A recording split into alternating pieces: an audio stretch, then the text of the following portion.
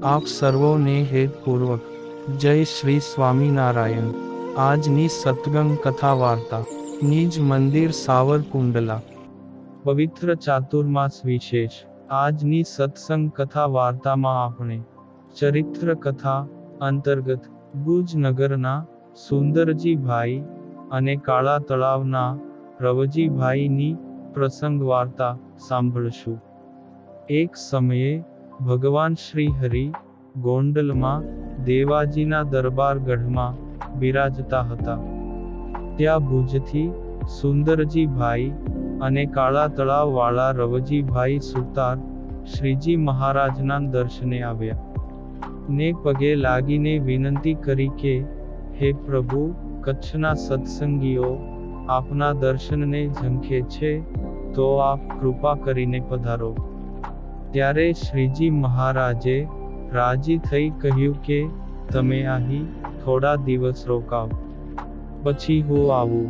ત્યારે બંને ભક્તોને અંતરમાં હર્ષ થયો ને બેઉ ત્યાં જ સાથે રોકાયા ને થોડા દિવસ વીત્યા પછી ફરીથી યાદ કરતા શ્રીજી મહારાજ કહે કે હવે ચાલો, એમ કહીને જોડિયા બંદર પધાર્યા અને ત્યાંથી નાવમાં બેસીને ભુજ જવા પ્રયાણ કર્યું।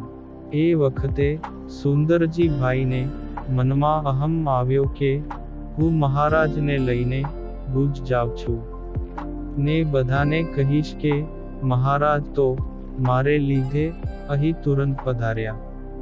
તે પ્રભુ શ્રી હરિએ અંતર્યામીપણે આ સંકલ્પને જાણ્યો ને પોતાના દાસના દોષને દૂર કરવાનું નક્કી કર્યું ને પ્રભુ તો આ જાણીને તરત દરિયામાં કૂદી પડ્યા। પાછળ રવજીભાઈ પણ વિચાર કર્યા વગર જ મહારાજની પાછળ દરિયામાં કૂદી પડ્યા। તે બધાને લાગ્યું કે મહારાજ ને રવજીભાઈ ડૂબી જશે।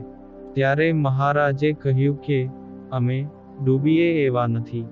સુંદરજીભાઈ પડવાની તૈયારી કરવા લાગ્યા, પણ મહારાજે તેમને ના કહી ને બધાય તો મહારાજને જોતા જ રહ્યા। ત્યાં મહારાજ અને રવજીભાઈ જેમ કોઈ જમીન ઉપર ચાલે તેમ ચાલીને કાંઠે પહોંચી ગયા ને ત્યાંથી ચાલ્યા થકા શેખપાટ પધાર્યા અને નાવમાં સુંદરજીભાઈ વિચાર કરે છે કે હું મહારાજને લઈને જવાનું ધારતો હતો ને કચ્છમાં બધાને હું મહારાજને કેવો લાવ્યો એ કહેવું હતું, તે બધું હવે નહીં બને, પરંતુ ઉલટું મારે એકલા જ પાછા ફરવું પડ્યું। એમ અફસોસ કરતા કરતા તેઓ ભુજ પહોંચ્યા। ત્યાં સામેથી ખબર મળ્યા કે સુંદરજીભાઈ તમે પાછા આવ્યા તે સારું થયું। શ્રીજી મહારાજ તો 5 દિવસથી અહીં પધાર્યા છે ને અમને બધાયને કથા વાર્તાનો લાભ આપે છે। ત્યારે સુંદરજીભાઈ ઉતાવળે શ્રીજી મહારાજ પાસે પહોંચીને દંડવત કરવા લાગ્યા। તે મહારાજ કહે, જે સુંદરજીભાઈ તમે ક્યાં હતા? અમે તો અહીં તમારી રાહ જોઈએ છીએ।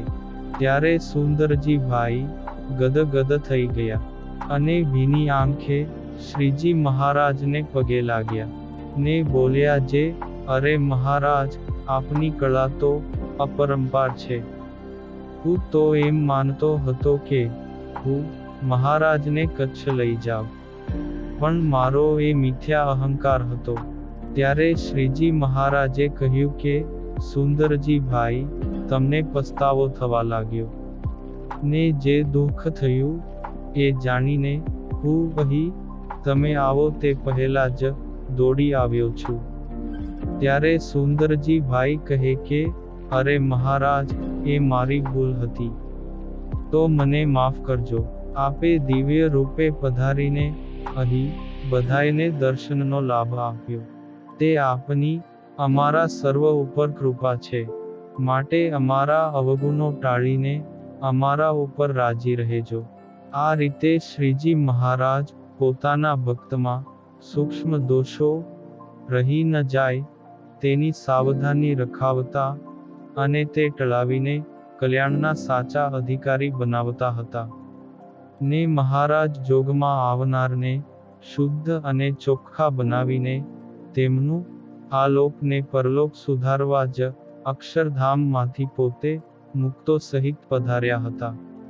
આ પુનિત પ્રસંગ આપણે પળે પળે પરચામાંથી સાંભળ્યો. અને હવે પછીની કથા વાર્તા આપણે આગળના ભાગમાં સાંભળશું. અત્યારે આપ સર્વોને ભાવથી જય શ્રી સ્વામિનારાયણ.